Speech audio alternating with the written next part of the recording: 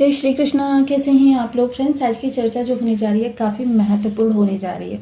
आज हम चर्चा करने जा रहे हैं मीन राशि में 21 अप्रैल केतु करेंगे अंकरण, ध्वज कारक योग का निर्माण होगा। अब ये ध्वज कारक योग क्या होता है और केतु के प्रभाव कैसे आपको प्राप्त होते हैं, इस पर हम चर्चा को आगे बढ़ाएंगे। तो सबसे पहले तो ये जान लेते हैं कि देखिए 1 मिनट की ये चर्चा हम कर लेते हैं, जिसके आधार पर आप जान सकते हैं कि आपके लिए केतु ज़्यादा योग कारक हैं या राहु ज़्यादा योग कारक है। हालांकि आप गुरु की राशि के जातक हैं तो देखिए मोस्टली गुरु की राशि में ये दोनों ही ग्रह जो होते हैं इनमें से केतु ही ज़्यादा योग कारक होते हैं, राहु योग कारक नहीं होते हैं। लेकिन दोनों एक दूसरे के सप्तमांश हैं और सप्तमांश होने के आधार पर देखिए ये चीज़ आपको बिल्कुल माननी पड़ेगी कि जिस तरीके से ये दोनों सप्तमांश हैं उसी तरीके से ये दोनों एक दूसरे को पूर्णतया प्रभावित भी कर सकते हैं। एक दूसरे पर सदैव दृष्टि रहती है और दोनों ही एक दूसरे को बहुत ज़्यादा प्रभावित करते हैं। और देखिए केतु जो है सदैव अनुकरण में विश्वास करते हैं। देखिए केतु जो है हमेशा एकांत की खोज करते हैं, राहु भीड़ में को पसंद करते हैं। केतु को प्रकृति की गोद पसंद है, लेकिन राहु जो है आपका शहरी जीवन है। केतु खुशी खुद में ढूंढता है, लेकिन राहु को बाहरी का सहारा खुशी प्राप्त करने के लिए चाहिए होता है। ऐसा व्यक्ति आपने देखा होगा कि वो फटाफट से जैसे उस काम से फ्री होगा बस वो दूसरों के साथ बैठने के लिए, गपशप करने के लिए भागने लगता है।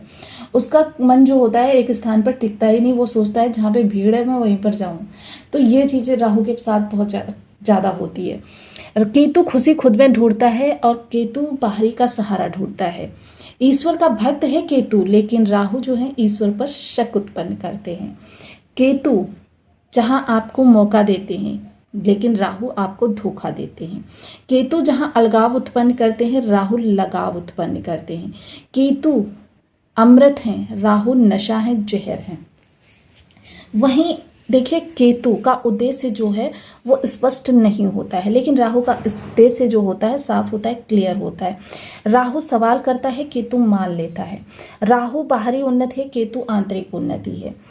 राहु समस्या है, केतु समाधान है। राहु धकेल रहा है, लेकिन केतु चेता रहा है।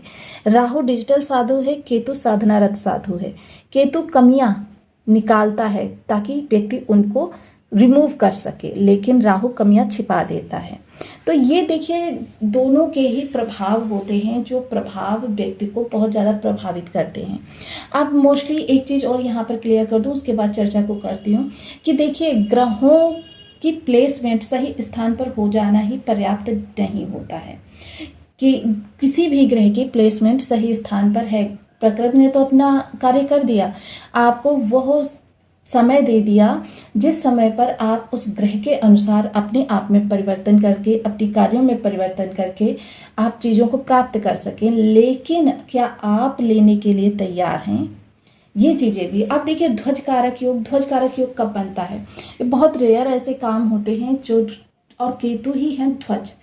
देखिए मोस्टली आजकल तो सभी लोग अपनी गाड़ियों पर ध्वज लगाने लगे हैं, लेकिन जिनको शासन प्रशासन की तरफ से ध्वज लगी हुई गाड़ियां मिलती हैं, देखिए वो उच्च पदाधिकारी होते हैं, शासन प्रशासन में नेतागण होते हैं, जिनको शासन प्रशासन की तरफ से गाड़ियां मिलती हैं, ये केतु का ही प्रभाव होता है मोस्टली। देखिए अगर हम प्रभाव को देखें तो राहु और केतु देखिए दोनों अपने अपने स्थानों पर बैठे हुए हैं। हालांकि यहाँ पर केतु दुर्घटना जनित योग भी निर्मित करते हैं, लेकिन वो दुर्घटना किस प्रकार की होती है कि व्यक्ति अपने अंदर इतना ज़्यादा खोया होता है और ऐसी स्थिति में यदि वो जा रहा है कहीं पर तो देखिए ये योग बन सकता है। बस इतनी कमी होती है केतु के इस स्थान पर होने पर, अन्यथा वो केतु देखिए जितना लोग उसको प्रताड़ित करते हैं, शत्रु पक्ष भाव है ये, जितना ज़्यादा लोग उसको प्रताड़ित करते हैं उतना ज़्यादा वो अपने अंदर की ओर उन्मुख होता चला जाता है। अब ये चीज़ें क्या होंगी कि मतलब आपको बहुत ज़्यादा प्रभावित करेंगी। यदि आपके लग्न में 12 नंबर बना हुआ है तो ये राशिफल आपके लिए है। यदि कुंडली में कहीं भी चंद्रमा के साथ 12 नंबर बना हुआ है तो ये राशिफल आपके लिए है। कुंडली ना होने की स्थिति में आप इसे नाम राशि से भी देख सकते हैं। यदि अभी तक आपने अपने इस चैनल को सब्सक्राइब नहीं किया है तो प्लीज़ सब्सक्राइब कर लीजिए, वीडियो को लाइक कर दीजिए, चैनल को शेयर कर दीजिए। इससे होगा क्या कि हमारे आने वाले हर वीडियो की नोटिफिकेशन मिल सकेगी आपको सबसे पहले। एक प्यारा सा कमेंट करना बिल्कुल ना भूलें, कमेंट से हमें बहुत मोटिवेशन मिलता है, हौसला मिलता है और ये पता चलता है कि आप और क्या जानना चाहते हैं। तो देखिए बहुत महत्वपूर्ण हो जाता है इस समय पर चीज़ों को प्रभाव में लाना, क्योंकि कोई भी ग्रह, देखिए हमारे बर्थ चार्ट में 9 के 9 ग्रह हमेशा सक्रिय रहते हैं, लेकिन इनकी सक्रियता कुछ बढ़ जाती है उसके अनुसार कार्य करने से। मोस्टली अगर हम राहु के अनुसार कार्य कर रहे हैं, राहु क्या है, किसी भी कार्य को करते हैं साम दाम दंड भेद, यानी व्यक्ति अगर झूठ सुनना चाहता है तो झूठ भी बोलेंगे, व्यक्ति अगर आपसे किसी चीज़ की उम्मीद कर रहा है तो वो भी करेंगे। लेकिन केतु क्या है, केतु का अपना जो है एक बाउंडेशन होता है, और केतु जो है एक लिमिट में रहना पसंद करते हैं। मैं अगर आप मेरे साथ रहना इसी रूप में पसंद कर रहे हैं तो ठीक है, लेकिन मैं आपके लिए स्वयं को चेंज नहीं करूँगा, मैं झूठ का सहारा नहीं लूँगा, मैं किसी भी प्रकार से अनीति का प्रयोग नहीं करूँगा। लेकिन राहु ये सारी चीज़ें करते हैं। अब राहु विदेश भाव में बैठे हुए हैं। मोस्टली आज हम चर्चा केतु की कर रहे हैं, क्योंकि केतु भी हमको प्रभावित करते हैं, हमेशा ही प्रभावित करते हैं। अब ऐसी स्थिति में केतु का जो ये प्रभाव होगा, क्योंकि कई भावों से हमको निकल कर, तो शत्रु पक्ष, मोस्टली शत्रु पक्ष इस समय आपकी जो आध्यात्मिक मोड में है। तो देखिए जब चीज़ें अंदर से चलती हैं तो वो हमारे बाहरी शरीर पर भी प्रभाव डालती हैं, तो आपके ऑरा को भी चेंज करती हैं। बेशक शत्रु कितने भी गुस्से में आया हो आप पर वार करने के लिए, आपसे वार्तालाप करने के लिए, लेकिन जब वो आपके ऑरा को जैसे ही टच करता है, क्योंकि देखिए मोस्टली ये 3 फीट से लेकर 10 से 12 फीट तक का ऑरा होता है, जैसे ही वो उस ऑरा में प्रवेश करता है उसके एकदम अंदर परिवर्तन आ जाता है, वो एकदम से वो अपनी ही स्थिति पर स्वयं विचार करने लग जाता है और वो आक्रामक स्थिति हट जाती है। तो ये केतु का प्रभाव होता है, जो कि मेरे ख्याल से तो बहुत ही अच्छा होता है। बाकी आप क्या कहते हैं तो इस पर कमेंट अवश्य करिएगा। दूसरी चीज़ क्या होती है, कंपटीटर। तो केतु देखिए यहाँ पर ये चीज़ कहना चाहूँगी, यहाँ के लिए केतु थोड़े से निगेटिव होते हैं, क्योंकि केतु जो है किसी कंपटीशन में पढ़ना ही नहीं चाहते, केतु सिर्फ अपना काम करना चाहते हैं। ये चीज़ राहु करते हैं, राहु कंपटीटर को सदैव हराने का प्रयास करते हैं, लेकिन केतु जो है किसी कंपटीशन को नहीं मानते, वो स्वयं की उन्नति पर विशेष ध्यान देते हैं, जो कि अच्छा भी है कि अपने आप को स्वयं से बेटर बनाते चले जाइए, हर दिन अपने आप में एक नई स्किल अपडेट करते चले जाइए, अपने कार्य में स्किल्स को अपनी इम्प्रूव करते चले जाइए। अब दूसरी चीज़ क्या है कि इस समय पर देखिए केतु जस्ट डिजिटल भाव के सामने बैठे हुए हैं। हालांकि डिजिटल भाव आपका ये होता है, लेकिन विदेश का भाव और डिजिटल ग्रह ये दोनों है राहु।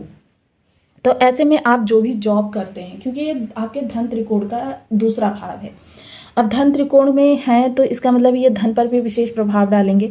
अब केतु जो है यहाँ पर देखिए विदेश के भाव के जस्ट सामने बैठे हुए हैं, तो ऐसे में आपने कोई स्किल्स अपडेट की अपने अंदर, और देखिए ये आपका आजीविका भी का भाव भी है, तो ऐसे में आजीविका से संबंधित कार्यों को आप स्वयं के अंदर अपडेट करने के लिए ऑनलाइन सहारा ले सकते हैं, या ऑनलाइन अपने कार्य को, अपनी स्किल्स को अपग्रेड कर सकते हैं। इससे क्या होगा कि इससे आपके राहु और केतु का एक कॉम्बिनेशन बनेगा जो आपको आने वाले समय में बहुत अच्छा गेन कराएगा। वहीं दूसरी चीज़ क्या होगी कि देखिए यहाँ पर केतु जो है अपने कार्य को पूर्ण ईमानदारी से करेंगे। अब उसका रिजल्ट देखिए, अगर राहु भी यहाँ पे समर्पित हो जाएं, केतु के साथ जुड़ जाएं, तो बहुत अच्छा गेन हो सकता है इस समय पर, क्योंकि राहु किसी चीज़ की कामना ही नहीं करते, केतु क्षमा करें, केतु किसी चीज़ की कामना ही नहीं करते हैं। और ऐसी स्थिति में व्यक्ति अगर उसके पास जिम्मेदारियां ना हो तो शायद वो सर्वाइव करने के लिए कोई कार्य भी नहीं करेगा। तो ये बहुत सारी ऐसी चीज़ें हो जाती हैं जो राहु केतु के प्रभाव से हमारे सामने उत्पन्न होकर हमको प्राप्त होती हैं और हमारे जीवन पर बहुत ज़्यादा प्रभाव डालती हैं। सप्तम दृष्टि, राहु यहाँ पर बैठे हुए हैं, क्योंकि केतु देखिए जितने भी ये त्रिक भाव हैं इनमें बैठकर केतु बहुत अच्छा रिजल्ट करते हैं, बहुत अच्छे रिसर्चर बनाते हैं, बहुत अच्छा एस्ट्रोलॉजर बनाते हैं, बहुत अच्छा ज्योतिषी बनाते हैं। मतलब आपकी लाइफ में जो आंतरिक ज्ञान होता है उसको इम्प्रूव करते हैं, और यही आंतरिक ज्ञान होता है जो जीवन में आपको आगे बढ़ने के लिए हमेशा प्रेरणा प्रदान करता है। और यही प्रेरणादायक जो स्थितियां आपके सामने निकल कर आती हैं आपके जीवन की उन्नति के लिए परमोवश्यक होती हैं। अब इन चीज़ों को देखिए और थोड़ा सा विस्तार से समझें। जैसे मैंने बताया ना, अगर आप डिजिटल कोई कार्य करते हैं, यानी कि इस कार्य को यदि डिजिटलाइज कर देते हैं आप, तो फिर आपको कैरियर में बहुत ज़्यादा उन्नति होती है। अब इनकी नवम दृष्टि देखते हैं। नवम दृष्टि जो है सीधे धन के भाव पर जा रही है। ऐसा व्यक्ति जो होता है, अगर उसके सपोर्टिव केतु हैं। और हालांकि मीन राशि में सपोर्टिव केतु होते हैं, सिंह राशि में है अग्नि तत्वी यानी प्रचंडता से भरे हुए हैं। दूसरी चीज़ क्या है, ये स्वयं के नक्षत्र में है। जहाँ राहु सतविषा में है वहीं केतु स्वयं के नक्षत्र मघा से गोचर कर रहे हैं। अब स्वयं के नक्षत्र मघा से गोचर कर रहे हैं, इसका मतलब ये है कि केतु यहाँ पर आपकी पैतृक संपत्ति हो या आपकी प्रॉपर्टी हो या फिर आपका धन हो, बैंक वाला धन हो, डिजिटल धन हो या फिर आपका कैश वाला फ्लो हो, इन सभी को डे बाय डे बढ़ाने का कार्य करते हैं। आपकी आध्यात्मिक उन्नति, क्योंकि राहु का क्या है, सिर्फ वो भौतिक जगत पर ध्यान देते हैं, लेकिन केतु क्या है, आपकी एक हाथ में आध्यात्म होगा तो दूसरे हाथ में कर्म होगा। ये चीज़ें केतु, क्योंकि दोनों ही पहलुओं पर विशेष दृष्टि रहती है केतु की। लेकिन एक चीज़ ये भी समझिए कि देखिए केतु जो हैं इस स्थान पर मोक्ष कारक कहे गए हैं। बहुत से लोगों के बर्थ चार्ट में भी इस स्थान पर बैठे होंगे, लेकिन अगर ऐसा व्यक्ति जिसके बर्थ चार्ट में यहाँ पर केतु बैठे हुए हैं, ऐसा व्यक्ति स्वयं की आंतरिक उन्नति पर कोई भी ध्यान नहीं देता, सदैव वो बाहर खोया रहता है। बाहरी मेरे भाई, मेरे पिता, मेरे चाचा, मेरे ताया, इनमें लगा रहता है, तो अब वो आध्यात्मिक यानी कि स्वयं को जागृत करने का प्रयास नहीं करता, तो उसे क्या मोक्ष मिल जाएगा? बिल्कुल नहीं मिलेगा। क्योंकि केतु तो आपके सपोर्टिव स्थान पर बैठे हुए हैं, लेकिन आपने लेने के लिए क्या किया? ये केतु देने के लिए बैठे हैं। अब जब हम उनके द्वार पर जाएंगे तभी तो हमें चीज़ें मिलेंगी। तो इस चीज़ का विशेष ध्यान रखिएगा, क्योंकि देखिए बहुत से लोगों के ऐसे कमेंट आते रहते हैं कि ग्रह कोई भी परिवर्तन कर ले हमें तो कुछ नहीं मिलता। तो देखिए उसके लिए आपको ही करना पड़ता है। अब केतु के लिए विशेष उपायों की हम चर्चा कर लेते हैं। तो केतु के लिए सदैव ही देखिए आपको आध्यात्मिक मोड को अपनाना चाहिए, क्योंकि देखिए बेशक मैं ये नहीं कहती कि आप 24 घंटे में से आप कम से कम आधा घंटा 15 मिनट तो अपनी आध्यात्मिक उन्नति के लिए जरूर निकालिए। जब आप ध्यान मग्न होते हैं उस समय आपका केतु एक्टिवेट होता है।